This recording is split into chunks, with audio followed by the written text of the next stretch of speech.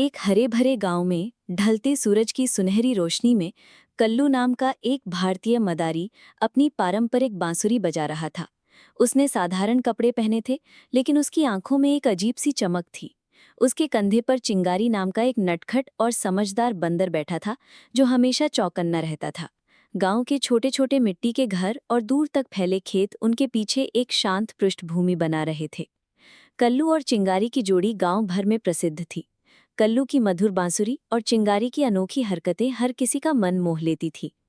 एक दिन कल्लू और चिंगारी की मुलाकात एक प्राचीन बरगद के पेड़ के नीचे बैठे एक वृद्ध बुद्धिमान साधु से हुई। साधु की लंबी दाढ़ी और भगवा वस्त्र उनकी तपस्या की कहानी कह रहे थे। वे शांति से मुस्कुरा रहे थे जब कल्लू और चिंगारी उनके सामने सम्मानपूर्वक खड़े हुए। साधु ने कल्लू और चिंगारी के गहरे बंधन को देखा और उनके सिर पर हाथ फेरकर आशीर्वाद दिया। ग्रामीण भारतीय परिदृश्य में ये क्षण और भी दिव्य लग रहा था। कुछ समय बाद कल्लू और चिंगारी ने एक बड़े शहर के मेले में प्रदर्शन करने का फैसला किया। मेला जीवंत और भीड़भाड़ वाला था। चारों तरफ रंगीन स्टॉल, झूले और उत्सव की सजावट थी। कल्लू केंद्र में ऊर्जावान रूप से अपनी बांसुरी बजा रहा था और उसके चारों तरफ ग्रामीणों और बच्चों की एक उत्साहित भीड़ जमा थी।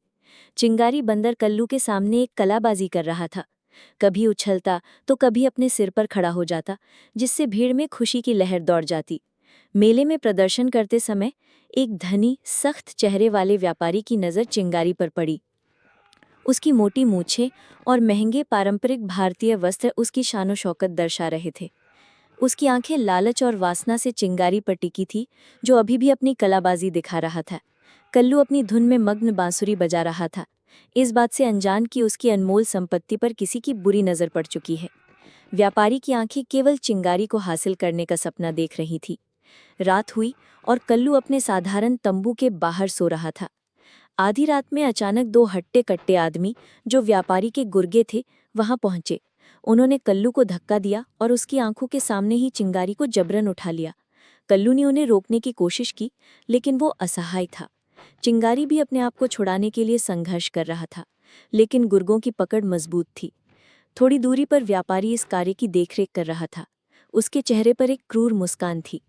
कल्लू के चेहरे पर डर और हताशा साफ दिख रही थी, क्योंकि उसका प्रिय साथी उसकी आंखों के सामने छीन लिया गया था। चिंगारी के अपहरण के बाद कल्लू अकेला और उदास अपने तंबू के बाहर एक धुंधली लालटेन या चांदनी की रोशनी में बैठा था।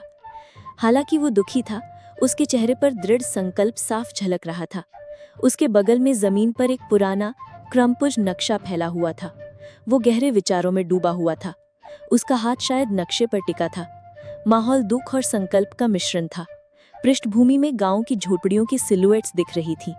उसने चिंगारी को वापस लाने की प्रतिज्ञा ली और उसे मुक्त करने की योजना बनाने लगा। कल्लू अपनी योजना के अनुसार शहर की ओर चल पड़ा। रात में वो एक भव्य आलीशान महल के बाहर खड़ा था, जिसकी ऊंची दीवारें और कुछ रोशन खिड़कियां थीं।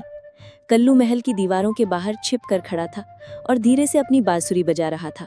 उसके चेहरे पर लॉन्गिंग और बेचैनी साफ दिख रही थी। चांदनी उसे हल्की हल्की रोशन कर रही थी। महल दुर्जय और अचल लग रहा था, जैसे वो कल्लू के दृढ़ संकल्प को चुनौती दे रहा था। महल के अंदर एक शानदार लेकिन ठंडे दिखने वाले कमरे या कालकोठरी में चिंगारी एक मजबूत धातु के पिंजरे में बंद था। हताश दिख रहा था। अचानक उसके कान खड़े हो गए, क्योंकि उसने धुंधली बांसुरी की धुन सुनी। उसकी आंखों में आशा और पहचान की एक चिंगारी दिखाई दी और वो पिंजरे की सलाखों को खड़खड़ाने लगा, खुद को मुक्त करने की कोशिश कर रहा था। कल्लू की बांसुरी की आवाज़ उसके लिए स्वतंत्रता का संदेश लेकर आई थी। ये एक एक्शन से भरपूर रात का दृश्य था। कल्लू एक ऊंची महल की दीवार के बीच में था। पेड़ की शाखाओं या दरारों को फुटहोल्ड्स के रूप में इस्तेमाल कर रहा था। ऊपर की ओर उत्सुकता से देख रहा था। नीचे चिंगारी अभी अभी अपने पिंजरे से टूटकर भागा था, या भागने ही वाला था, और महल के एक आंगन से भाग रहा था। सुरक्षा गार्ड उसके पीछे पड़े हुए थे। महल की वास्तुकला पृष्ठभूमि पर हावी थी, जो इस नाटकीय क्षण को और भी भव्य बना रही थी। महल की दीवार से कूदने के बाद कल्लू और चिंगारी एक दूसरे को गले मिलते हुए मिले। दोनों राहत और खुशी से भरे हुए थे। कल्लू ने चिंगारी को अपनी बाहों में भर लिया, जो उसे लिपटा हुआ था। वे शहर के ठीक बाहर एक अंधेरे, थोड़े जंगली इलाके में थे। दूर भव्य महल दिखाई दे रहा था। गार्ड शायद उनके ठीक पीछे पीछा कर रहे थे। उन्होंने एक दूसरे को पा लिया था और अब उन्हें साथ भागना था। अगली सुबह सूर्योदय के समय कल्लू और चिंगारी एक धूल भरी गांव की सड़क पर चल रहे थे। कल्लू फिर से अपनी बांसुरी बजा रहा था। उसके चेहरे पर एक शांत मुस्कान थी और चिंगारी खुशी खुशी उसके कंधे पर बैठा हुआ या उसके बगल में चल रहा था। सुबह की सुनहरी रोशनी गर्म और सुकून देने वाली थी। वे स्वतंत्र और संतुष्ट थे, शहर को बहुत दूर पीछे छोड़ते हुए खुले खेतों की ओर बढ़ रहे थे। उनकी दोस्ती और बंधन ने हर बाधा को पार कर लिया था।